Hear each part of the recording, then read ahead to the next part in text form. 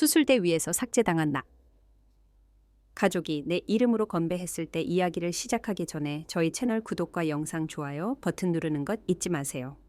안녕하세요. 제 이름은 지수입니다. 제가 수술실에서 의식을 잃고 몸이 갈라진 채 숨쉬기 위해 사투를 벌이는 동안 저희 부모님은 정원 파티에서 샴페인 잔을 부딪히며 언론에 새롭게 시작한다고 말했습니다. 그들은 카메라 앞에서 미소를 지었습니다. 그러고 나서 제가 보지도 못한 서류에 제 이름으로 서명했습니다. 저는 배신이 고함이나 문쾅 닫는 소리와 함께 올 줄 알았는데 저의 배신은 법률 문서의 작은 글씨로 찾아왔습니다. 그러니 저에게 말해주세요. 당신이 마취되어 있는 동안 당신의 삭제를 계획하는 가족은 어떤 종류의 가족인가요? 회복실에서 감쪽같이 사라진 내 이름. 제가 회복실 밖으로 실려 나왔을 때 병원 블라인드 사이로 햇빛이 가늘고 날카로운 줄무늬를 그리며 쏟아졌습니다. 그 빛은 제가 3일 동안 누워있던 침대 모서리에 떨어졌습니다. 제 몸은 시멘트로 가득 채워진 것처럼 무겁고 말을 듣지 않았습니다. 호흡 튜브 때문에 목이 탔고 눈을 깜빡이는 것조차 힘든 일이었습니다. 간호사가 클립보드와 얇은 갈색 봉투를 들고 다가왔습니다. 퇴원하시기 전에 여기에 서명하셔야 합니다, 박지수님. 그녀가 친절하게 말했습니다. 구청 세무과에서 온 겁니다. 저는 그녀에게 눈을 깜빡였습니다. 세금이라니. 저는 거의 의식이 없었습니다. 하지만 저는 떨리는 손으로 펜을 잡고 제 이름을 휘갈겨 썼습니다. 택시를 기다리기 위해 퇴원 라운지에 도착해서야 봉투를 열었습니다. 안에는 제가 할머니께 물려받아 그 이후로 계속 납부해온 집에 대한 재산세 고지서가 들어있었습니다. 그런데 재산 소유자 항목에 제 이름은 없었습니다. 이제 김민영과 박경철로 적혀 있었습니다. 제 부모님 이름이었습니다. 처음에는 웃음이 나왔습니다. 건조하고 공허한 소리였습니다. 아마도 행정착오일 거라고 생각했습니다. 하지만 제 마음 깊은 곳에서는 이미 진실을 알고 있었습니다. 저는 휴대폰을 꺼내 은행 앱을 열었고 그것이 있었습니다. 주택대출 자동 이체 내역이 사라진 것입니다. 그들과의 제 공동 계좌는 폐쇄되었습니다. 다시 탭했습니다. 접근 거부. 이제 제 지문은 아무 의미가 없었습니다. 박지수님, 간호사가 다시 나타났습니다. 택시가 밖에 있습니다. 밖은 부산의 동백꽃이 피어나고 있었습니다. 바닷바람에 실려 새들의 노랫소리가 들려왔습니다. 모든 것이 이른 봄의 부드러운 빛으로 씻겨진 듯 했습니다. 하지만 저에게 세상은 멀게 느껴졌습니다. 저는 차창에 이마를 기대고 공황 상태에 빠지지 않으려고 노력했습니다. 집에 돌아와 봉투를 카운터에 던져놓고 침묵 속에 앉았습니다. 유선 전화의 음성 메시지 표시등이 깜빡였습니다. 어쩌면 그들이 설명을 남겼을지도 모릅니다. 어쩌면 이것은 보이는 그대로가 아닐지도 모른다고 생각했습니다. 음성 메시지는 제 약에 대해 상기시키는 병원 전화였습니다. 엄마에게서 아무 연락도 없었습니다. 아빠에게서도 아무 연락이 없었습니다. 다음 날 밤 수술 상처와 침묵으로 인해 아팠던 저는 주의를 돌릴 필요를 느끼고 소셜미디어를 열었습니다. 대신 저는 제 여동생 수연이 게시한 라이브 스트림을 발견했습니다. 캡션은 새로운 시작이었습니다. 영상은 제 집 뒷마당에서 부모님을 보여주었습니다. 샴페인 잔이 높이 들려 있었습니다. 제가 직접 만든 현관 위로 요정 같은 조명이 반짝였습니다. 어머니는 목이 맨 잘 연습된 연설을 했습니다. 우리는 이 새로운 시작에 너무나 감사합니다. 모든 일 후에도 우리는 그 어느 때보다 강합니다. 댓글이 쏟아졌습니다. 정말 아름다운 가족이네요. 회복력이 대단해요. 그들은 미소를 지으며 건배했습니다. 아무도 저를 언급하지 않았습니다. 제 휴대폰이 진동했습니다. 옛 대학 친구에게서 온 메시지였습니다. 부모님이 해변가 집에 다시 이사하신 줄 몰랐어. 정말 멋져 보여. 다시 이사. 그곳은 제 집이었습니다. 제가 돈을 내고 관리하고 사랑했던 바로 그 집이었습니다. 숨이 막혔습니다. 저는 휴대폰을 내려놓았습니다. 제 붕대에서 나는 소독약 냄새가 직장 동료가 보내준 아직 개봉하지 않은 백합 향과 섞였습니다. 저는 그것들을 꽃병에 꽂을 기운조차 없었습니다. 나중에 저는 만약을 대비해 수술 전에 녹음해 두었던 음성 메모를 발견했습니다. 내가 깨어나지 못하면 저는 말했습니다. 집 문서는 내 책상 서랍에 있어. 하지만 저는 깨어났고 모든 것은 이미 사라진 상태였습니다. 저는 손가락을 떨면서 노트북을 켰습니다. 제 온라인 은행 계좌는 잠겨 있었습니다. 투자 포털은 해지되었습니다.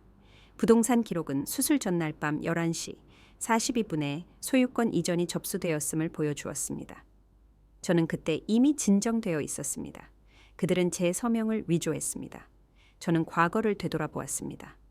엄마가 비상 상황을 위해 제 비밀번호를 물었던 일, 아빠가 공과금 관리를 돕겠다고 제안했던 일, 수연이 우리 자산을 단순화하는 것에 대해 이야기했던 일, 모든 것이 조직적으로 조율되었던 것입니다. 여전히 제 마음 한구석에서는 실수가 있었을 거라고 믿고 싶었습니다. 그래서 문자를 확인했습니다. 몸은 어떠니? 라는 문자 하나 없었습니다. 그날 아침 전화가 울렸습니다. 제 회계사였습니다. 지수 씨, 부모님 법률 대리인으로부터 통지를 받았습니다. 그가 말하기를 신탁이 재구성되었습니다. 직접 그들과 이야기해 보시는 것이 좋겠습니다. 그 단어, 대리인은 다른 어떤 것보다 더 강하게 저를 강타했습니다. 오후가 되자 저는 현관에 앉아 디지털 문서를 다시 읽었습니다. 모든 것이 재배정되어 있었습니다. 은행 업무, 부동산, 비밀번호. 각 서명은 완벽했습니다. 제가 의식이 없는 동안 모든 시간 기록이 조율되었습니다. 나중에 저는 해변가로 걸어 내려갔습니다. 바람은 소금과 이끼 냄새가 났고 익숙하면서도 잔인했습니다. 멀리서 아이들이 웃고 있었습니다. 파도는 모래를 때렸고 변함이 없었습니다. 하지만 제 안에서는 무언가가 영구적으로 깊게 금이 갔습니다. 그들은 단지 돈을 가져간 것이 아니었습니다. 그들은 이 가족 내에서 제가 누구였는지에 대한 이야기를 다시 썼습니다. 밤이 되자 저는 거실에 촛불을 켰습니다. 할머니에게서 배운 조용한 의식이었습니다. 그 작은 불빛이 창문에 비쳤습니다. 저는 할머니의 목소리를 생각했습니다. 할머니는 저를 그녀의 작은 닻이라고 부르곤 했습니다. 그녀는 언젠가 그들이 네가 정말로 얼마나 가치 있는지 보게 될 거다라고 말했습니다. 할머니는 여전히 그들을 가족이라고 불렀을까요? 병원 담요에 쌓인 채 저는 디지털 서명을 확대했습니다. 제 이름이 있었지만 희미하고 떨렸으며 제 실제 송을 씨의 어떤 획과도 달랐습니다. 그들이 그것을 위조했고 그것은 저를 울게 만들지 않았습니다. 아직은 아니었습니다. 먼저 찾아온 것은 침묵이었습니다. 너무 깊어서 귀에서 울리는 침묵이었습니다. 저는 방을 둘러보았습니다. 엄마가 몇 주 전에 두고 간 찻잔. 그녀의 의자는 손대지 않은 채였습니다. 이 모든 것이 무대장치, 환상, 제가 칼 아래로 들어가기 훨씬 전에 연출된 작별처럼 느껴졌습니다. 그리고 나서 저는 부드럽게 소리내어 속삭였습니다. 이 모든 것 속에 사랑은 어디에 있었지? 아무런 대답도 오지 않았습니다. 어쩌면 애초에 사랑 같은 건 없었을지도 모릅니다. 어쩌면 그들에게 사랑은 거래였을지 모릅니다. 등기부상의 이름, 계좌의 코드, 제가 가장 취약했을 때 위조할 서명이었을지도 모릅니다. 촛불은 한 번 더 깜빡이다가 꺼졌고 저는 그들이 저의 삶이 아직 마취 상태에 있을 때 그들의 새로운 삶에 건배했다는 것을 알았습니다. 고요한 제거 작업 아침 햇살이 블라인드를 통해 스며들었고 부드럽지만 끈질기게 제 눈꺼풀 위에 내려앉으며 침묵의 알람처럼 느껴졌습니다. 저는 제대로 잠들지 못했고 단지 불안한 꿈속을 떠돌았습니다. 아파트 또한 고요했습니다. 위층에서 발소리도 없었고 벽을 통한 대화도 없었고 단지 냉장고의 낮은 윙윙거리는 소리와 벽시계에 가끔 들리는 똑딱거리는 소리뿐이었습니다. 저는 천천히 일어났습니다. 가슴이 쑤셨습니다. 수술 후 3일밖에 되지 않았다는 둔하고 익숙한 상기였습니다. 카운터 위에는 손대지 않은 수프가 차갑게 식어 있었습니다. 제 배는 꼬르륵거렸지만 저는 움직이지 않았습니다. 노트북은 제 가슴 위에 놓여 있었고 약간 따뜻했습니다.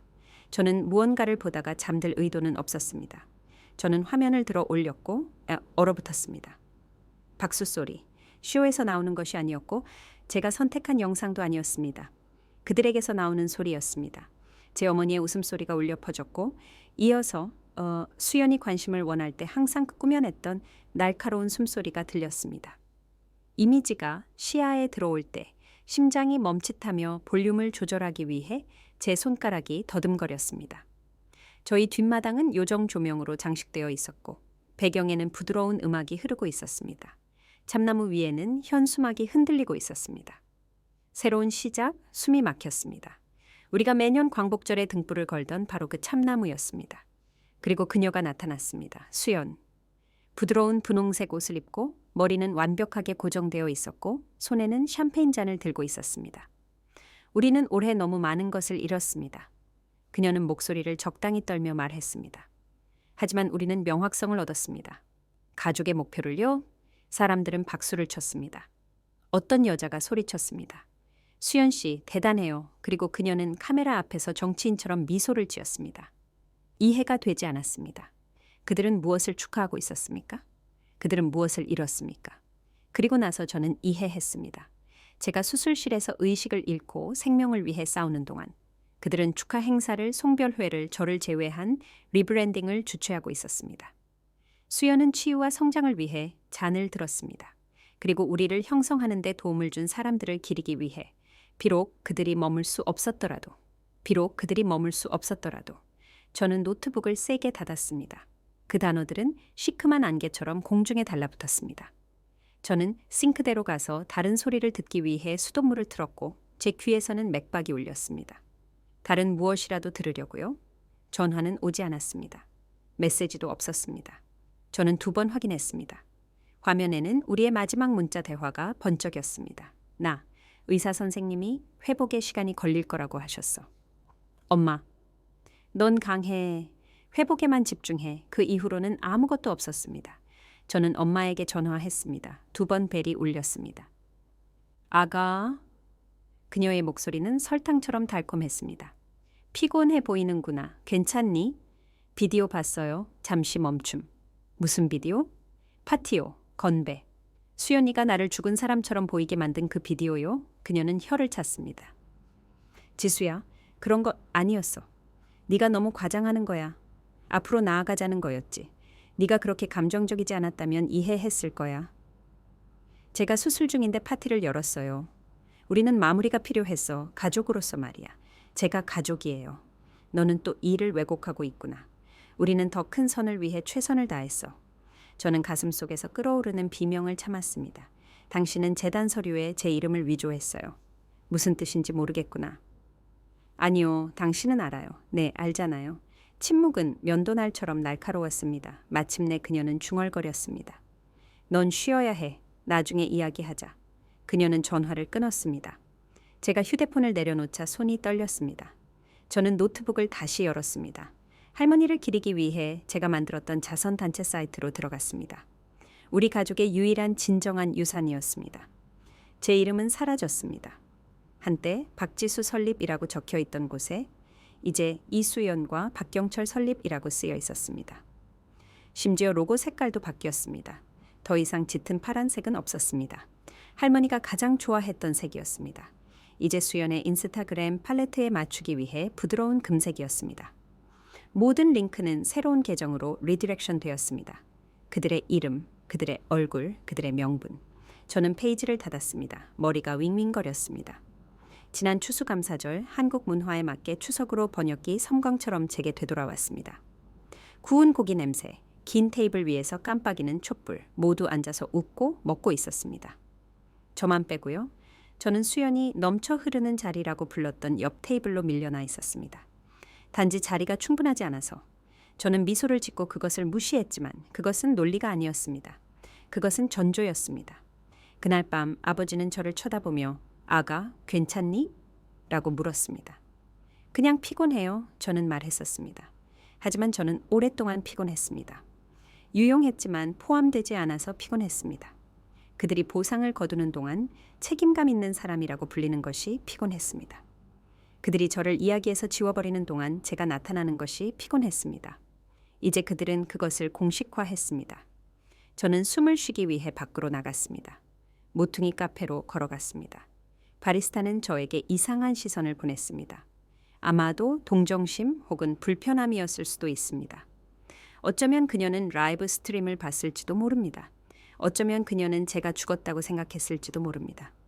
저는 음료를 들고 공원에 앉아 세상에 아무 일도 일어나지 않을 것처럼 비둘기에게 먹이를 주는 낯선 사람들을 지켜봤습니다. 저는 그들이 부러웠습니다. 집에 돌아와 저는 마지막으로 노트북으로 돌아갔습니다. 재단 원본주기라고 표시된 폴더를 열었습니다. 모든 파일이 거기에 있었습니다. 문서, 원래의 이사회 목록, 제 이름, 제 기여, 그것의 모든 부분에 대한 제 지문의 증거. 그들은 저를 삭제할 수 있다고 생각했지만 제가 기록을 보관한다는 것을 잊었습니다. 그들은 공연을 연출할 수 있었지만 진실을 모두 지울 수는 없었습니다. 아직은 아니었습니다. 제 테이블 위의 촛불이 거의 다 타버렸습니다. 저는 빈 방에 속삭였습니다. 그들은 나를 잃지 않았어. 그들은 나를 지웠고 그것을 치유라고 불렀어.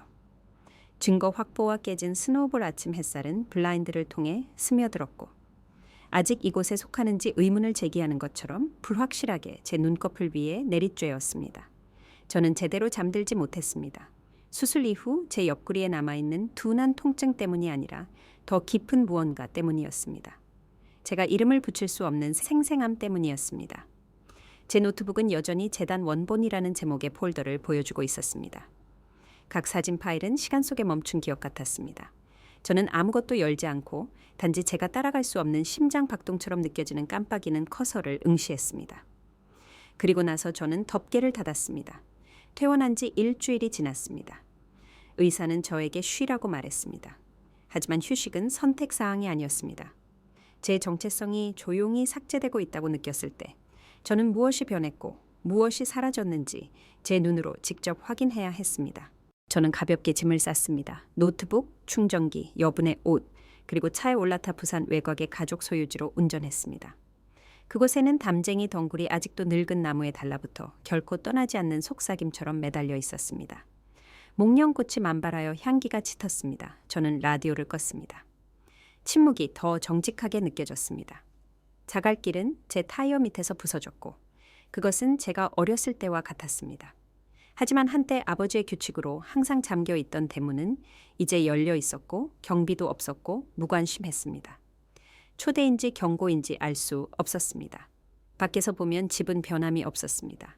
하얀 기둥, 그 넓은 현관, 풍경 소리가 처마 밑에서 움직이지 않고 매달려 있었습니다. 하지만 뭔가 잘못되었습니다. 창문은 어두웠고 커튼은 쳐져 있었습니다. 부재가 아닌 의도에서 오는 침묵이었습니다. 저는 천천히 차에서 내렸습니다. 움직일 때마다 옆구리가 날카롭게 당겨졌습니다. 현관문 비밀번호 키패드는 여전히 작동했지만 간신히 작동했습니다. 느린 삐 소리가 나더니 머뭇거리는 딸깍 소리가 났습니다. 집은 제가 믿지 못할 숨결과 함께 저를 안으로 들였습니다. 희미한 레몬 광택제 냄새가 공중에 감돌았습니다. 깨끗하고 소독되었으며 낯설었습니다. 현관벽은 너무 하얗고 너무 헐벗었습니다. 복도에서 웃음소리가 울리지 않았습니다. 부엌에서 컵이 부딪히는 소리도 나지 않았습니다. 단지 괴종시계의 똑딱거리는 소리만 있었습니다. 참을성 있게, 거의 조롱하듯이. 그리고 나서 저는 그것을 보았습니다. 한때 액자에 담긴 사진들, 생일, 졸업식, 여름 휴가로 가득했던 계단벽이 달라져 있었습니다. 각 액자에는 이제 다른 사람의 기억이 담겨 있었습니다. 제 부모님은 자선 행사에 참석한 모습, 수연은 그녀의 회사 로고 옆에 서 있는 모습.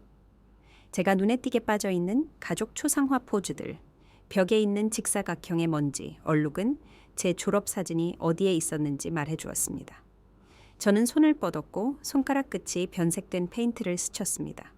그들은 다시 칠하는 수고조차 하지 않았고 단지 저를 조용히 의도적으로 제거했습니다. 거실에는 광택 있는 잡지들이 높이 쌓여 있었고 각 잡지는 수연이 리본을 자르고 악수하고 PR 캠페인의 완벽한 딸처럼 엄마를 안아주는 모습을 보여주었습니다. 그리고 할머니의 유골함과 가족 성경 옆에 제 어린 시절 사진이 놓여있던 벽난로 선반에는 이제 유산은 계속된다는 캡션과 함께 수연과 아버지가 있는 은색 액자가 놓여 있었습니다. 저는 시선을 돌렸습니다. 방이 흔들렸습니다. 저는 스스로를 진정시키기 위해 볼 안쪽을 깨물었습니다. 아마 아픈 사람은 기억하고 싶지 않았겠지. 저는 중얼거렸습니다. 부엌은 너무 깨끗했습니다. 스테인리스 스틸 가전제품이 번쩍였습니다. 냉장고에는 자석, 그림 또는 엄마의 필체로 휘갈겨 쓴 식료품 목록이 없었습니다. 유일한 냄새는 표백제 냄새였고 압도적이었고 소독된 느낌이었습니다. 저는 싱크대 근처에 있는 한때 오래된 기념품이라고 표시되었던 서랍을 열었습니다. 생일 카드, 오래된 폴라로이드 사진, 손가락 그림들은 어디에 있었을까요? 사라졌습니다. 고무밴드 몇 개와 공과금 청구서 더미만 남아 있었습니다. 쓰레기통에서 반짝이는 무언가가 제 눈을 사로잡았습니다. 저는 찢어진 사진 조각을 꺼냈습니다. 제 얼굴이 저를 노려보고 있었습니다. 아마 15살쯤 되었을 겁니다. 뒷마당 참나무 아래 할머니 옆에 서 있는 모습이었습니다. 가장자리는 그슬려 있었고 타버렸습니다. 저는 그것을 다시 쓰레기통에 떨어뜨리고 뚜껑을 천천히 닫았습니다. 비가 창문에 부딪히기 시작했습니다. 해안에서 폭풍이 다가오고 있었습니다. 천둥이 으르렁거렸습니다. 낮고 멀었습니다. 저는 눈 뒤에 타는 듯한 느낌이 눈물로 변하지 않도록 카운터에 기대었습니다. 이 집은 구석구석 저의 조각들을 담고 있었습니다. 이제는 제가 여기 살았다는 어떤 증거도 깨끗하게 닦여나간 쇼룸이었습니다. 저는 휴대폰을 꺼내 가족의 클라우드 계정을 열었습니다. 비밀번호를 입력했습니다. 사용자를 찾을 수 없습니다. 다시 시도했습니다. 철자를 3번 확인했습니다. 연결된 사용자가 없습니다. 저는 우리 성으로 갤러리를 검색했습니다. 수백 장의 사진이 로드되었습니다. 여행, 모금 행사, 수연의 약혼 파티. 저를 포함한 사진은 하나도 없었습니다. 오래된 그룹 사진조차 수정되었습니다. 저는 잘려나가거나 흐릿하게 처리되었습니다. 잊혀진 것이 아니라 삭제된 것이었습니다. 저는 개인 아카이브를 열었습니다. 익숙한 폴더들을 보자 안도감이 몰려왔지만 대부분 최근에 접근되었습니다. 메타데이터는 다른 장치에서 다운로드되었거나 심지어 변경되거나 삭제되었음을 보여주었습니다. 이것은 우연이 아니었습니다. 그것은 외과적이며 전략적이었습니다. 저는 두려움이 가슴을 휘감은 채 제 옛 침실로 향했습니다. 문이 삐걱거리며 제가 인식하지 못하는 공간으로 열렸습니다. 침대, 포스터, 아빠와 제가 함께 만들었던 책꽂이는 사라졌습니다. 그 자리에 일립티컬 머신, 쌓인 요가 매트, 회색 벽, 수연의 브랜드에서 따온 액자 속 인용구들, 그녀의 슬로건, 그녀의 말들이 있었습니다. 제가 꿈을 꾸던 이곳조차 그녀가 공기를 차지하고 있었습니다. 저는 옷장으로 걸어갔습니다. 비어 있었습니다. 그리고 나서 저는 문틀 근처에서 그것을 보았습니다.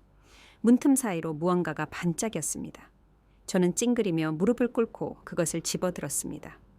금이 간 내용물이 반쯤 빠진 스노우볼이었습니다. 안에는 집 모형이 플라스틱 눈 아래에 있었습니다. 할머니가 제가 10살 때 주신 것이었습니다. 그러면 집이 어디 있는지 항상 알게 될 거란다. 그 아이러니가 쓰라렸습니다. 저는 그것을 조심스럽게 서랍장 위에 놓았습니다. 바닥이 나무에 작은 딸깍 소리를 냈습니다. 저는 위에 있는 거울에 비친 제 모습을 흘끗 보았습니다. 유령 같았고 햇볕에 너무 오래 방치된 사진처럼 희미했습니다. 저는 바닥에 앉았습니다. 팔을 무릎 위로 교차했습니다. 침묵이 길어지도록 내버려 두었습니다. 원치 않는 기억들이 찾아왔습니다. 엄마가 제 머리를 따아주던 일, 아빠가 저에게 매듭 묶는 법을 가르쳐주던 일, 수연과 제가 담요 밑에서 비밀을 속삭이던 일, 하지만 모든 기억은 똑같은 짓누르는 진실로 끝났습니다. 증거는 사라졌습니다. 마침내 저는 일어섰고 창문을 열었습니다. 비는 멈췄습니다. 공기는 깨끗한 냄새가 났지만 세상은 변한 것처럼 느껴졌습니다. 멀리서 기차가 길고 외로운 소리를 내며 울었습니다. 여기는 더 이상 집이 아니었습니다. 그것은 저를 잊기 위해 지어진 박물관이었습니다. 너희는 나를 잃은 것이 아니야. 저는 빈 방에 속삭였습니다. 너희는 나를 지웠어. 메아리는 한 번, 2번 튕기더니 사라졌습니다. 저는 떠나기 전에 한 번 더 돌아보았습니다. 깨진 스노우볼은 서랍장 위에서 희미하게 반짝였고 작은 조각들처럼 벽에 반사를 흩뿌렸습니다. 잠시 동안 다시 눈이 내리는 것처럼 보였습니다. 그리고 나서 저는 문을 닫았습니다. 그들은 단지 나아간 것이 아니었습니다. 그들은 저를 제외하고 이야기를 다시 썼습니다. 변호사의 경고와 힘의 회복, 그날 제가 집을 나섰을 때 비는 가는 안개로 변해 있었습니다. 부산의 습한 공기가 제 피부에 달라붙었고 저는 와이퍼를 들이고 꾸준한 리듬으로 움직이며 시내 방향으로 다시 운전했습니다. 제 지워진 어린 시절의 텅 빈 벽 이미지는 사라지지 않는 멍처럼 저와 함께 남아 있었습니다. 제가 아파트에 도착했을 때 황혼이 드리워졌습니다. 저는 침묵이 저를 위로할 것이라고 생각했지만 그렇지 않았습니다.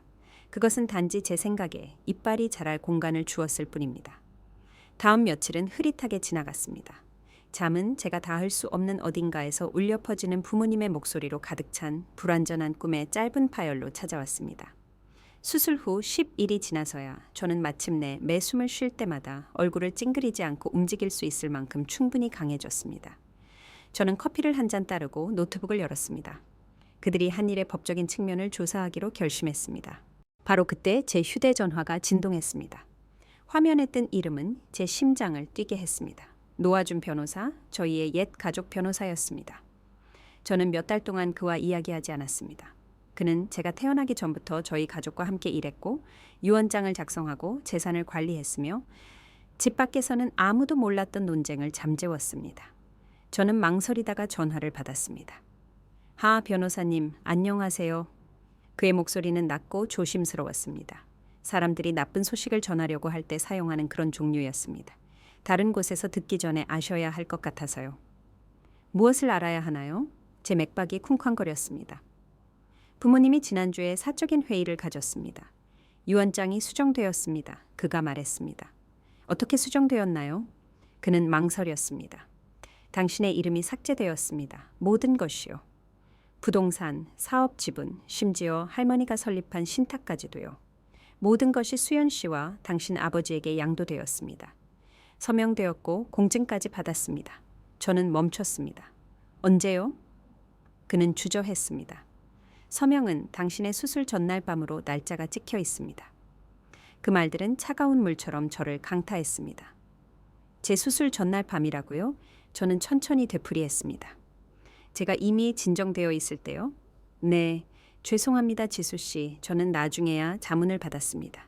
그들은 무슨 일이 생길 경우를 대비한 유산 단순화 준비라고 말했습니다. 저는 휴대폰을 꽉 움켜쥐었습니다. 무슨 일이 생길 경우를 대비해서요? 제가 말했습니다. 그들은 제가 죽을 것을 계획하고 있었던 거예요. 저는 그렇게 말하지 않았습니다. 그가 중얼거렸습니다. 아니요, 저는 조용히 말했습니다. 그럴 필요는 없었죠. 그는 나이와 죄책감이 담긴 무거운 한숨을 쉬었습니다. 아시겠지만 저는 당신 할머니와 함께 일했습니다. 그녀는 이런 것을 원하지 않았을 겁니다. 저는 간신히 침을 삼켰습니다. 네, 원하지 않았을 거예요. 조심하세요. 그는 마침내 말했습니다. 그들은 빠르게 움직이고 있습니다. 제가 당신에게 이걸 말하는 것조차 해서는 안 됩니다. 전화가 끝난 후 저는 제 아파트의 침묵 속에 앉아 있었고 그 말들은 계속해서 메아리 쳤습니다. 이름을 삭제했습니다. 수술 전날 밤에 서명했습니다. 배신감은 이제 더 깊게 느껴졌습니다. 감정적인 것뿐만 아니라 법적이고 영구적인 것이었습니다. 저는 제 파일들을 열고 할머니가 몇 년 전에 제게 보내주신 오래된 재산 문서를 스크롤하기 시작했습니다. 여전히 여백에 할머니의 필체가 있었습니다. 부드럽고 둥근 글씨체였습니다. 모든 것이 공평하게 분배되었다. 고 그녀는 썼습니다. 가족은 균형을 의미한다. 그들은 그 균형을 할머니 바로 옆에 묻어버렸습니다. 그날 저녁 늦게 저는 차를 끓여 창가에 앉아 젖은 포장도로에 반사되는 헤드라이트를 지켜보았습니다. 제 사촌 박서연의 결혼식이 소셜미디어에서 유행하고 있었습니다. 물론 저는 초대받지 못했습니다. 호기심이든 자학이든 저는 태그된 비디오 중 하나를 클릭했습니다. 피로연은 페어리 라이트로 빛났고 파스텔 꽃과 웃는 얼굴들로 가득했습니다. 제 여동생 수연은 신부 옆에 서서 큰 포장 상자를 들고 있었습니다. 서연이 상자를 찢어 열었을 때 그녀는 숨을 헐떡였습니다. 그것은 제가 6개월 전에 주문했던 맞춤형 미술 작품이었습니다. 할머니 집의 갯벌을 내려다보는 유화였습니다. 군중이 박수를 쳤습니다. 수연은 드라마틱하게 그녀를 안아주며 말했습니다. 우리는 가족 역사의 한 조각을 네가 갖기를 바랐어. 저는 얼어붙었습니다. 그 그림은 제 선물이었습니다. 제가 작가를 선택했고 메모를 썼고 심지어 제 계정을 통해 배달을 주선했습니다. 저는 갤러리 주인에게 그것을 서연의 주소로 바로 배송해달라고 말했던 것을 기억합니다. 그리고 이제 제 여동생이 모두가 환호하는 동안 그 공로를 가로채고 서 있었습니다. 신부는 눈물 속에서 웃었습니다. 너는 항상 모든 것을 생각해, 수연아. 저는 비디오를 음소거했습니다. 침묵은 귀청을 찢을 듯 했습니다. 수연이 제 것을 훔친 것이 처음은 아니었습니다. 아이디어, 신용, 애정. 하지만 이렇게 공개적으로 부끄러움 없이 그것을 한 것은 처음이었습니다. 그날 밤 저는 모든 것이 의도적이고 안무처럼 짜여 있었다는 느낌을 떨칠 수 없었습니다. 유언장, 지워진 사진들, 도난당한 선물, 모든 것이 하나로 맞춰졌습니다. 이것은 무작위적인 잔혹함이 아니었습니다. 그것은 캠페인이었습니다. 저를 조각조각 제거하면서 지울 것이 아무것도 남지 않을 때까지 역사를 신중하게 다시 쓴 것입니다. 거의 자전기였지만 저는 커피를 한 잔 더 따랐고 식탁 위에 종이들을 펼치기 시작했습니다. 은행 명세서, 이메일, 재산세 고지서, 오래된 문자 기록. 퍼즐은 제 앞에서 추악하지만 명확하게 형성되기 시작했습니다. 그들은 더 이상 미묘하지 않았습니다. 저는 한때 무해해 보였던 작은 것들을 기억했습니다. 아버지가 제가 왜 수연처럼 마케팅을 하지 않았는지에 대해 농담했던 방식, 어머니가 손님들 앞에서 제가 너무 진지하다고 저를 교정했던 방식, 또는 가족 사진이 어떻게 항상 대칭을 위해 잘려나가서 저를 어떻게든 빼놓았는지. 각 기억은 이제 그들의 진짜 의미로 저를 찔렀습니다. 그들이 저를 잊은 것이 아니었습니다. 그들이 제가 된 사람을 견딜 수 없었던 것입니다. 그들에게 의존하지 않고 자신의 돈을 벌고 인정을 구걸하지 않는 여성을요. 수년 동안 저는 그들의 통제를 보살핌으로 착각했습니다. 저는 침묵을 지키는 것이 충성심이라고 생각했지만 침묵은 그들에게 제가 지우기 쉽다는 것을 가르쳤을 뿐입니다. 다음 날 아침 저는 햇빛과 밖의 도시의 희미한 운궁거림 속에서 잠에서 깼습니다. 그 결정은 숨 쉬는 것처럼 자연스럽게 저에게 왔습니다. 충분하다. 저는 샤워를 하고 옷을 입고 다시 테이블에 앉았습니다. 제가 수년 동안 저장했던 모든 문서, 재무보고서, 이메일 확인서, 법률 초안들을 모두 인쇄했습니다. 프린터 소리가 아파트를 채웠고 꾸준하고 기계적이었으며 저를 진정시켰습니다. 마지막 페이지가 미끄러져 나오자 저는 서류들을 깔끔하게 쌓고 새 이메일 창을 열었습니다. 받는 사람 이수연, 박경철. 제목, 당신들은 나를 묻지 않았어요. 단지 나를 깨웠을 뿐. 제 손가락은 잠시 키보드 위에 머물렀습니다. 그리고 나서 저는 타이핑을 시작했습니다. 당신들이 무슨 짓을 했는지 알아요. 저는 모든 문서, 모든 거래, 모든 가짜 서명의 사본을 가지고 있어요. 당신들은 제가 가기도 전에 제 부재를 축하했어요. 당신들은 할머니의 유산을 당신들 자신을 위해 다시 썼어요. 저는 더 이상 침묵하지 않을 거예요. 당신들은 종이에서 제 이름을 훔쳤을지 몰라도 진실에서는 훔칠 수 없어요. 이것이 당신들에게 보내는 통지입니다. 다음에 저에게 소식을 들을 때는 개인적으로가 아닐 거예요. 저는 그 단어들을 2번 읽었습니다. 그들은 분노하지 않았습니다. 그들은 정확했습니다. 통제되었습니다. 저는 보내기를 눌렀습니다. 이메일이 휙 소리를 내며 날아갔고 그와 함께 제가 가지고 다니던 마지막 두려움 조각도 사라졌습니다. 밖에서는 서울 하늘이 회색에서 파란색으로 바뀌었습니다. 거리 아래 교회 종소리, 한국 문화에 맞게 절의 종소리 또는 성당의 종소리로 번역과 열린 창문을 통해 부드럽게 울렸습니다. 저는 의자에 기대어 앉아 그 소리가 제 가슴에 안착하도록 내버려 두었습니다. 몇 주 만에 처음으로 저는 평온함을 느꼈습니다. 문제가 해결되어서가 아니라 더 이상 그렇지 않을 수 없다고 가정하는 것을 멈췄기 때문입니다. 그들이 깔끔한 이별을 원했다면 일을 끝냈어야 했습니다. 저는 여전히 여기 있습니다. 최종 통지, 목소리를 되찾다.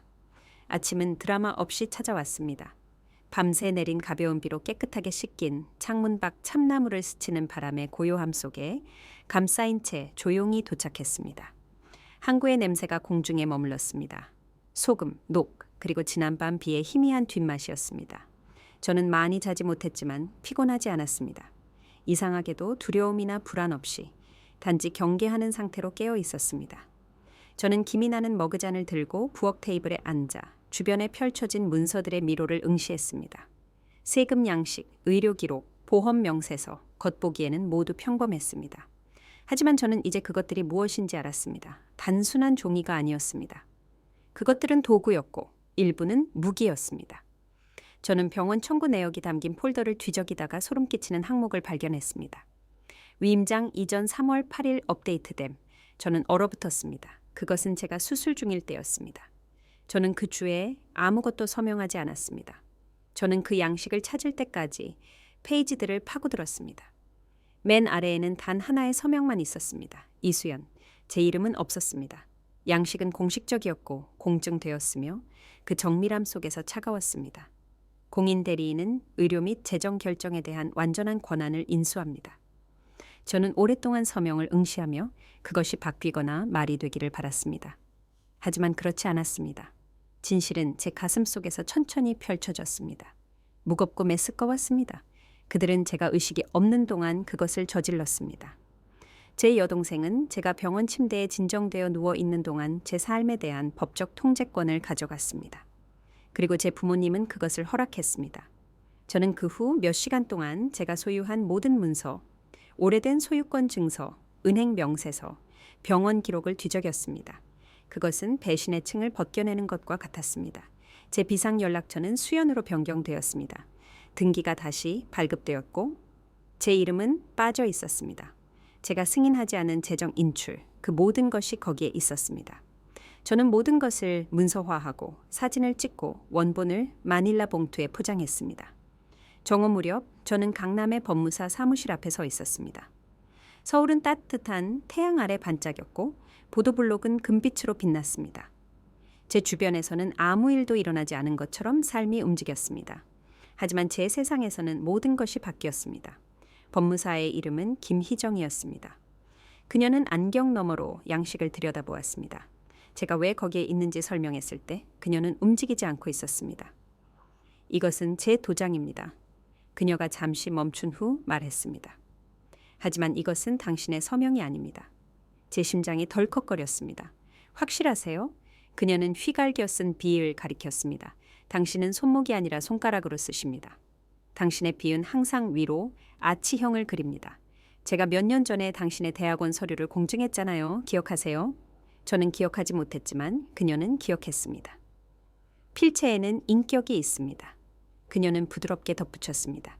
그것은 진실을 말합니다. 저는 그녀에게 공식적인 진술을 요청했습니다. 그녀는 동의했습니다. 그녀의 확인은 자물쇠가 잠기는 소리처럼 부인할 수 없는 무언가였습니다. 이제 그것은 단순한 의심이 아니었습니다. 그것은 증거였습니다. 저는 천천히 제 차로 돌아갔고 봉투를 가슴에 눌렀습니다.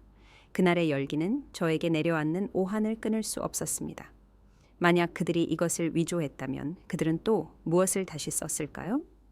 그날 저녁 저는 제 아파트에 앉아 문서를 스캔하고 복권이라고 이름 붙인 폴더에 파일들을 정리했습니다. 이것은 더 이상 단순한 생존에 관한 것이 아니었습니다. 그것은 진실, 그들이 지우려고 했던 목소리를 되찾는 것에 관한 것이었습니다. 그러다 문을 두드리는 소리가 났습니다. 저는 아무도 예상하지 않았습니다. 저는 시간을 확인하면서 숨을 멈췄습니다. 오후 8시 52분이었습니다. 저는 문을 열었습니다. 그녀 수연이 있었습니다. 부드러운 분홍색과 베이지색 옷을 입고 그 끔찍한 새로운 시작 파티에 같은 색깔이었습니다. 그녀는 와인 한 병과 잔 2개를 들고 있었고 그녀의 미소는 부드럽고 계산적이었습니다. 안녕, 그녀는 아무 일도 없었다는 듯이 말했습니다. 잠깐 들어가도 될까? 제 안의 모든 것이 문을 쾅 닫으라고 소리쳤습니다. 그러나 대신 저는 옆으로 비켜섰습니다. 그녀는 와인을 카운터 위에 놓았습니다. 요즘 너무 힘들었잖아. 그녀는 억지로 편안한 듯 말했습니다. 우리 이야기 좀 해야 할 것 같아. 어쩌면 다시 시작할 수도 있고. 저는 팔짱을 꼈습니다. 네가 내 서명을 위조하고 내가 생명을 위해 싸우는 동안 내 부재에 건배한 후를 말하는 거니? 그녀는 가볍게 웃었습니다. 너는 항상 사람들의 최악을 가정하는구나. 사람들의 아니면 가족의 그녀의 미소가 흔들렸습니다. 가족은 복잡해. 우리 모두 실수를 해. 하지만 나는 이제 과거를 놓아줄 때라고 생각해. 저는 대답하지 않았습니다. 저는 침묵이 길어지도록 내버려 두었습니다. 그녀는 잔을 따르고 제가 받지 않은 잔을 저에게 건넸습니다. 다시 시작하자. 함께 일하자. 어쩌면 나는 네가 그리웠어. 저는 거의 웃을 뻔했습니다. 내가 그리웠다고? 그건 네가 나를 모든 것에서 지우기 전이었니? 아니면 후였니? 수연의 눈이 어두워졌습니다. 극단적으로 굴지 마. 이건 엄마랑 아빠가 필요하다고 생각한 법적인 문제였어. 너는 일을 관리할 상태가 아니었잖아. 저는 제 휴대폰이 녹음 중인 카운터 쪽으로 움직였습니다. 그건 네가 내가 이미 죽은 것처럼 축하한 것을 설명하지 못해. 너무 과대 해석하고 있어. 아니, 제가 말했습니다. 나는 네가 쓴 것과 네가 서명한 것을 정확히 읽고 있어. 그녀는 잠시 시선을 돌렸습니다. 이것을 공개하면 가족에게 해를 끼칠 거야. 네가 원하는 게 그거니? 저는 천천히 숨을 쉬었습니다. 나는 진실을 원해. 그리고 너는 방금 나에게 더 많은 진실을 넘겨줬어. 그녀의 목소리가 날카로워졌습니다. 너는 실수하는 거야. 어쩌면 하지만 그건 내가 할 실수야. 그녀는 문을 세게 닫고 곧 떠났습니다. 저는 오랫동안 움직이지 않았습니다. 소리가 울려 퍼지다가 사라졌습니다. 제 휴대폰은 여전히 녹음 중이었습니다. 자정까지 저는 그녀의 목소리를 저장하고 필사하고 보관했습니다. 제 아파트는 탐정 사무실처럼 보였습니다. 문서로 줄지어 선 벽, 화이트보드에 매핑된 연결고리, 유령처럼 저를 노려보는 사실들. 이것은 더 이상 그들이 가져간 것을 되찾기 위한 싸움이 아니었습니다. 이것은 제 이름, 제 자리, 제 진실에 관한 것이었습니다. 그들은 제가 결코 일어나지 않을 것이고 무너지고 사라지고 복종할 것이라고 생각했습니다. 하지만 저는 누가 저에게 모든 조항, 모든 계약을 의문을 제기하도록 가르쳤는지 기억했습니다. 할머니, 그리고 저는 더 이상 침묵하지 않을 것이었습니다. 아파트는 고요했고 깊은 밤만이 허용하는 그런 종류의 침묵에 감싸여 있었습니다.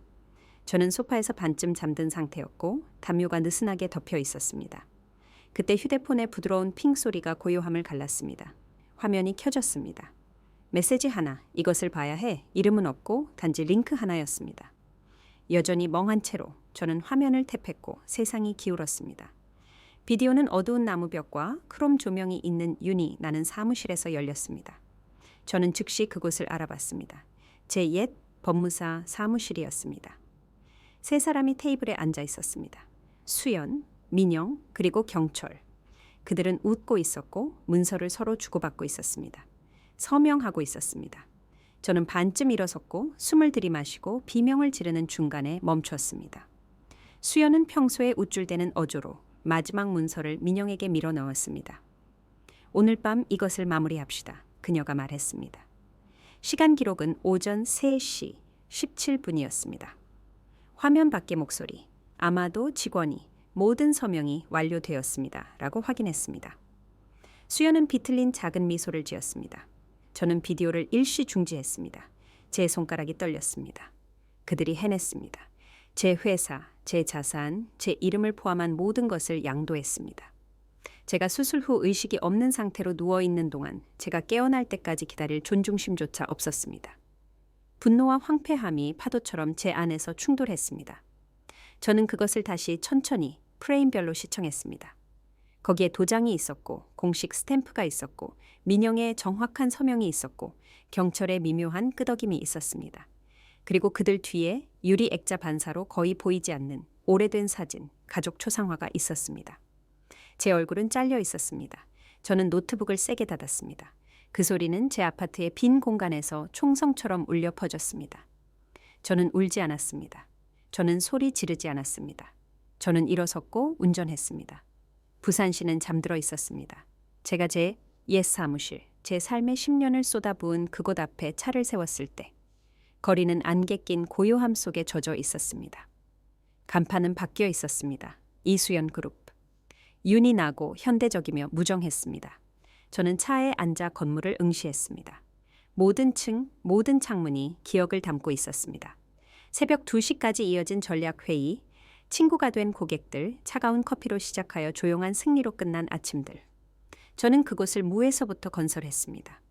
이제 그것은 그녀의 이름을 달고 있었습니다. 제가 훈련시킨 사람들은 새 배지, 새 태블릿, 새로운 충성심을 가지고 안으로 걸어 들어갔습니다. 회사 이메일 도메인이 바뀌었습니다. 제 보관된 프로젝트들은 전달되었습니다. 제 책상은 사라졌습니다. 저는 길을 건너 유리 외벽으로 다가갔습니다. 동작 감지 센서가 내부에 불을 켰습니다. 누군가 잠시 위를 올려다봤지만 저를 보지 못했습니다. 또는 보았지만 외면했습니다. 저는 제 손바닥을 유리에 눌렀습니다. 차가웠습니다. 단단했습니다. 끝이었습니다. 그리고 그때 고통이 찾아왔습니다. 대체되는 것에 한때 자신을 지지하는 척했던 사람들에 의해 자신의 작업이 주장되는 것에 깊고 오래된 고통. 제가 무시당했던 수많은 이사회 회의. 수연은 항상 선구자였지만 저는 항상 믿을 수 있는 사람이었던 방식. 제가 플랜 B라는 농담들. 제 그림자가 너무 무거워질 때까지 저는 거기 서 있었습니다. 제 아파트로 돌아와 저는 데스크톱에 보안 폴더를 열었습니다. 소송 자료, 시간 기록, 통화 기록, 필사본, 그리고 이제 비디오. 파일은 피를 흘리는 것처럼 빨갛게 깜빡였습니다. 저는 비디오에서 정지 이미지들을 하나씩 인쇄했습니다. 그리고 나서 몇 주 전에 찾았던 손으로 쓴 쪽지를 꺼냈습니다. 민영의 필체였습니다. 공식적인 언어 속에 숨겨진 미묘한 위협들. 저는 2개를 나란히 놓았습니다. 패턴이 나타났습니다. 의도 또한 나타났습니다. 다음은 제 초기 사업 청사진이었습니다. 그들이 한때 박수쳤지만 조용히 자기 것으로 만들었던 계획들. 위선은 이제 너무나 커서 천둥처럼 느껴졌습니다. 저는 숨을 쉬고 이미지보다 진실을 더 중요하게 생각할 수 있는 유일한 사람에게 전화했습니다. 전 고객을 통해 알게 된 기업 변호사였습니다. 이상한 틈새 시장이었지만 오늘 밤은 완벽했습니다. 그가 전화를 받았습니다. 저는 단지 말했습니다. 이 비디오를 보셔야 합니다. 그는 잠시도 망설이지 않았습니다. 보내세요? 그리고 만날 준비를 하십시오. 며칠 만에 처음으로 가슴속에 짐이 덜어졌습니다. 나중에 저는 제 어린 시절 침실에 앉아 있었고 이제는 텅 빈 기억, 부드러운 색과 잊혀진 포스터로 가득했습니다. 그것은 낯설고 더 작고 더 조용하게 느껴졌습니다. 저는 제 가방을 열고 USB 드라이브를 꺼냈습니다. 그것은 저의 원래 개념 파일, 브랜딩, 초안, 로고 반복, 제가 한때 제 것이라고 불렀던 회사의 원시 DNA를 담고 있었습니다. 저는 그것을 노트북에 연결했고 거기에 수평선 위에 그려진 양식화된 B가 있었습니다. 제 디자인, 제 아이디어, 제 필체, 그리고 파일 이름. 저는 파일들을 3개의 분리된 장소에 저장했습니다. 암호화된 클라우드, 숨겨진 하드 드라이브, 그리고 개인 서버. 그것은 단순한 백업이 아니었습니다. 그것은 증거였습니다. 그것은 믿음이었습니다. 그들은 서명을 위조할 수 있었습니다. 그들은 비밀번호를 바꿀 수 있었지만 그들은 제가 만든 것의 영혼을 결코 재창조할 수 없었습니다. 저는 창가에 섰습니다. 밖에서는 부산의 스카이라인이 시간의 무게 아래 반짝였습니다. 바람이 속삭임처럼 제 얼굴을 스쳤습니다. 차갑고 날카롭고 현실적이었습니다. 저는 아무에게도 들리지 않게 조용히 말했습니다. 그들이 내 왕관을 원한다면 피를 흘려야 할 것이다. 멀리서 교회 종소리, 성당 종소리가 자정을 알렸습니다. 그리고 저는 미소 지었습니다. 제가 치유되어서가 아니라 준비되었기 때문입니다. 에필로그. 항복과 재건 성당 종소리가 울린 다음 날 아침은 기만적인 고요함 속에 찾아왔습니다. 밤새 내린 가벼운 비로 공기는 맑았고 바람은 시원하고 고요했으며 마치 세상이 숨을 멈춘 듯 했습니다. 저는 아파트 창가에 서서 도시가 깨어나는 것을 지켜보며 안에 병원 기록이 담긴 마닐라 폴더를 꼭 쥐고 있었습니다. 그것은 삭제의 종이 증거였습니다. 저는 그 결혼식에 여동생으로서 가는 것이 아니었습니다. 미결의 사업을 가진 유령으로 가는 것이었습니다. 결혼식장으로 향하기 전에 저는 병원의 환자 옹호 사무실에 들렀습니다. 건물은 소독약과 관료주의 냄새를 풍겼습니다. 저는 피곤한 눈을 가진 중년 직원 앞에 앉아 물었습니다. 제 수술 주간의 중환자실 방문 기록을 요청할 수 있을까요? 그녀는 저에게 예의 바르지만 호기심 가득한 시선을 보낸 후 고개를 끄덕였습니다. 몇 분 후 그녀는 인쇄된 기록과 CBT 타임스탬프가 담긴 USB 드라이브를 들고 돌아왔습니다. 저는 이름을 훑어보았습니다. 처음에는 흐릿했지만 곧 선명해졌습니다. 김민영도 엄마도 아빠도 없었고 단 한 이름만 반복되었습니다. 마취과 간호사 김철수. 그는 근무 시간을 넘겨서까지 남아있던 중환자실 간호사였고 제가 중요하다고 느끼게 말해준 사람이었습니다. 그의 존재는 그 주에 5번 기록되어 있었습니다. 기록 속에 그 침묵은 어떤 말보다 크게 외치고 있었습니다. 그것은 단순한 부재가 아니었습니다. 그것은 선택이었습니다. 저는 페이지들을 깔끔하게 접어 폴더에 넣고 늦은 아침 햇살 속으로 걸어 나왔습니다. 제 손에 든 종이들은 강철보다 더 무겁게 느껴졌습니다. 결혼식장은 항구 바로 옆에 위치한 개조된 유서 깊은 저택이었고 수백 년 된 참나무와 습지로 둘러싸여 있었습니다. 차들이 자갈길에 줄지어 있었습니다. 맞춤 정장을 입고 파스텔 톤의 가운을 입은 하객들은 빌린 장미와 상아색 실크 아치 아래에서 샴페인을 홀짝였습니다. 웃음소리는 제가 더 이상 이해하지 못하는 외국어처럼 새어나왔습니다. 저는 조용히 눈에 띄지 않게 들어갔습니다.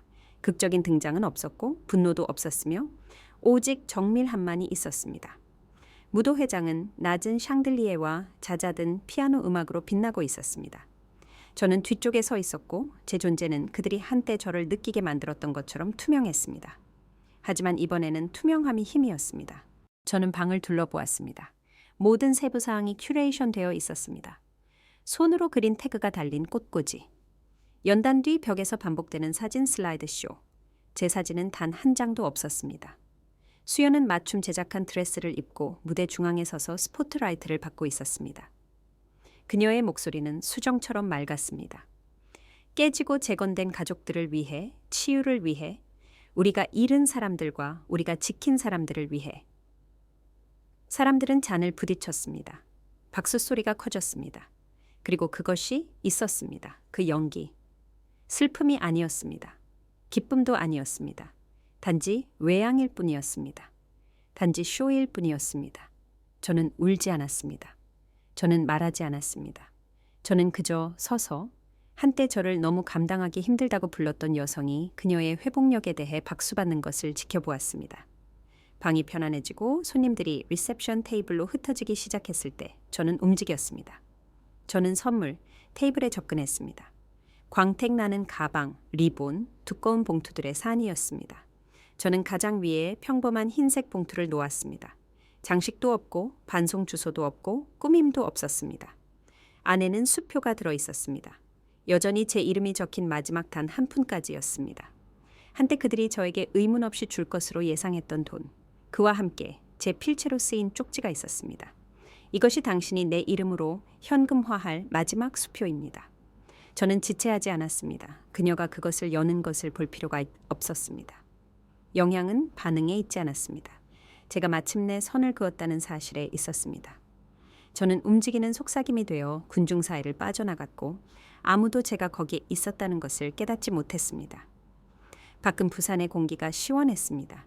황혼이 항구에 드리워지면서 하늘은 산호색과 남색 줄무늬로 붓질되었습니다.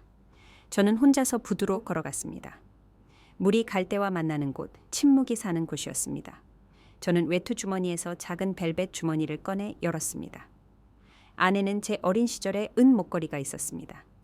닳아서 얇아졌고 잠금쇠가 약간 구부러져 있었고 제 이니셜이 새겨져 있었습니다. 제가 8살 때 할머니가 주신 선물이었습니다.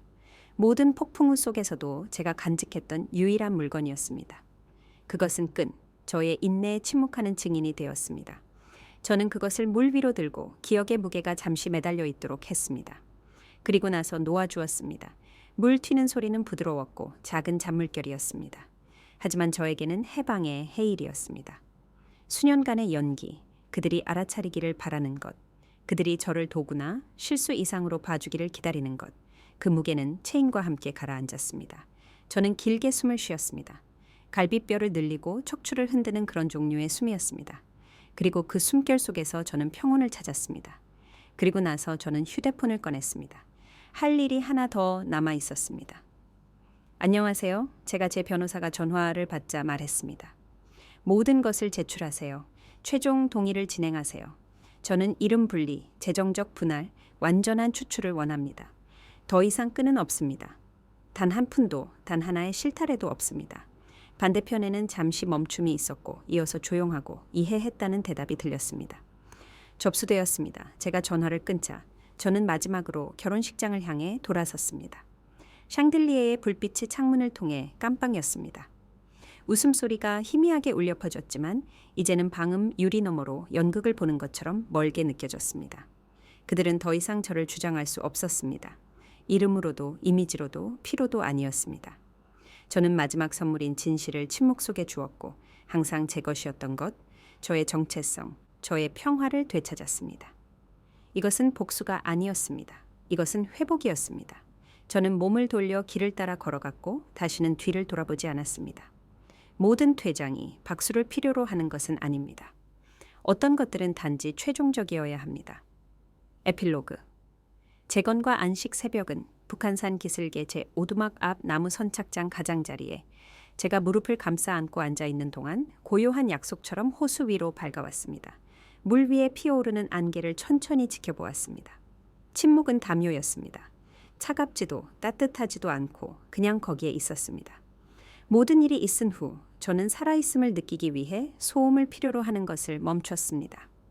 제가 그들의 버전에 저를 묶어두었던 마지막 물건인 제 목걸이를 놓아준 지 3개월이 지났습니다.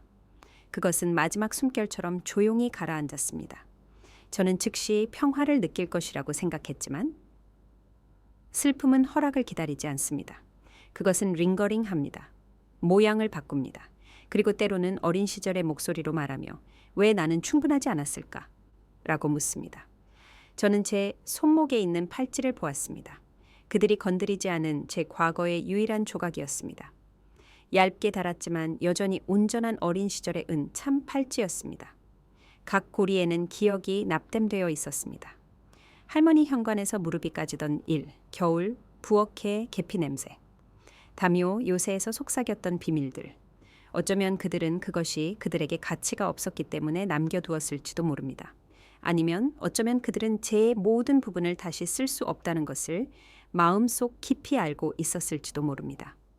태양은 더 높이 떠올랐고 호수의 잔물결 위에 옅은 금색을 칠했습니다. 저는 천천히 일어섰고 오두막으로 돌아왔습니다. 나무 바닥은 제 발밑에서 삐걱거렸습니다. 이 오두막은 화려하지 않았지만 제 것이었습니다. 모든 창문 커튼, 모든 이가 빠진 커피잔은 자유를 말했습니다. 저는 부산을 뒤로 했습니다. 타블로이드, 구경거리, 힘든 계단. 저는 숨어 있는 것이 아니었습니다. 저는 치유하고 있었습니다. 저는 커피 한 주전자를 만들고 창가에 앉았습니다. 제 휴대폰은 제 손바닥에 놓여 있었습니다. 뉴스는 차가운 비처럼 계속 쏟아졌습니다. 수연의 제국은 무너지고 있었습니다. 수년 동안 조심스럽게 조각된 그녀의 이미지는 며칠 만에 산산조각이 났습니다. 헤드라인은 모렐 제국 자유, 낙하, 기부자들 민영 재단 지원 철회, 경찰 공직 생활 사임이라고 소리쳤습니다.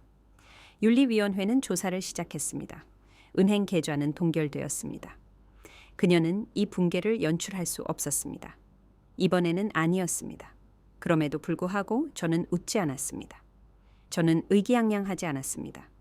저는 수수께끼 같은 메시지를 게시하거나 축하하며 와인을 따르지 않았습니다. 저는 그저 지켜보았습니다. 이것은 복수가 아니었습니다. 이것은 책임 추궁이었습니다. 저는 보복이 아닌 진실을 위해 말했습니다. 그 후에 온 것은 결코 제가 통제할 수 있는 것이 아니었고 단지 제가 앞으로 가져가기로 선택한 것뿐이었습니다.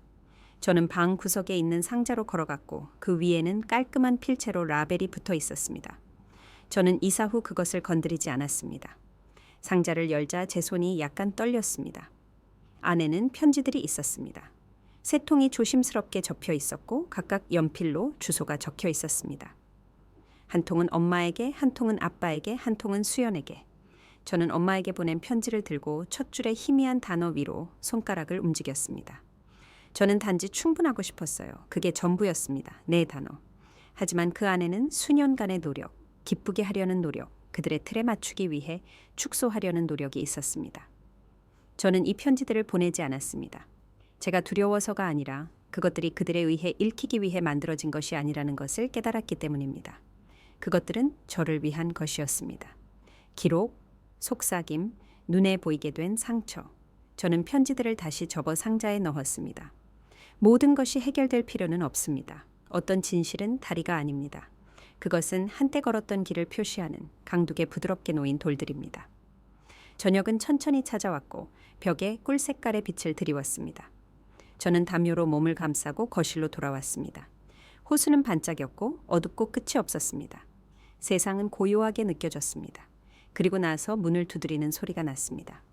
제가 문을 열었을 때 김철수 간호사님이 종이 가방과 컵 2개를 들고 서 있었습니다.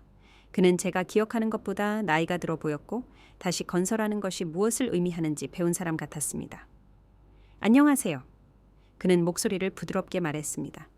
혹시 따뜻한 것이 필요할까 해서요. 저는 고개를 끄덕였습니다.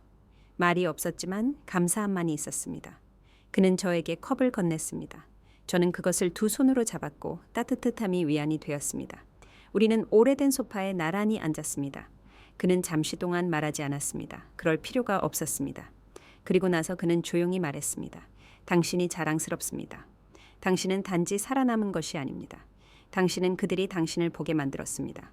눈물은 홍수가 아니라 조용한 시냇물처럼 흘러내렸습니다. 그들을 위해서가 아니라 제가 잃었던 모든 것과 결코 현실이 아니었던 평화를 지키려고 노력했던 모든 것 때문이었습니다. 저는 그들의 침묵을 짊어지는데 지쳤어요. 저는 속삭였습니다. 더 이상 그럴 필요 없어요. 그는 대답했고 그의 손을 제 손 위에 부드럽게 올려놓았습니다. 우리는 여기서부터 시작합니다. 저는 고개를 끄덕였습니다. 처음으로 저는 그를 믿었습니다. 밖에서는 별들이 하나씩 반짝이며 깨어났습니다. 호수는 비밀스러운 하늘처럼 그들을 비추었습니다. 안에서는 오두막의 따뜻함이 심장 박동처럼 느껴졌습니다. 저는 머리를 소파 등받이에 기대었습니다. 다음에 무엇이 올지는 확신할 수 없었지만 그것은 제 것일 것입니다. 미래는 완벽하지 않을 것입니다. 그것은 흉터를 지니겠지만 더 이상 수치의 도구가 아닐 것입니다. 저는 다시 제 팔찌를 만졌습니다. 그것은 익숙했습니다. 제 것이었습니다. 그들은 저를 지우려고 했습니다. 하지만 저는 이제 모든 조용한 아침, 모든 보내지 않은 편지, 오직 저와 저만이 하는 모든 선택 속에서 살고 있습니다. 그리고 이번에는 온전해지기 위해 그들의 허락이 필요하지 않습니다. 결국 배신은 항상 포효하지 않습니다. 때로는 당신이 더 이상 초대받지 못하는 계약, 미소, 그리고 조용한 저녁 식사를 통해 속삭입니다. 하지만 생존은 되갚아주는 것에 관한 것이 아닙니다.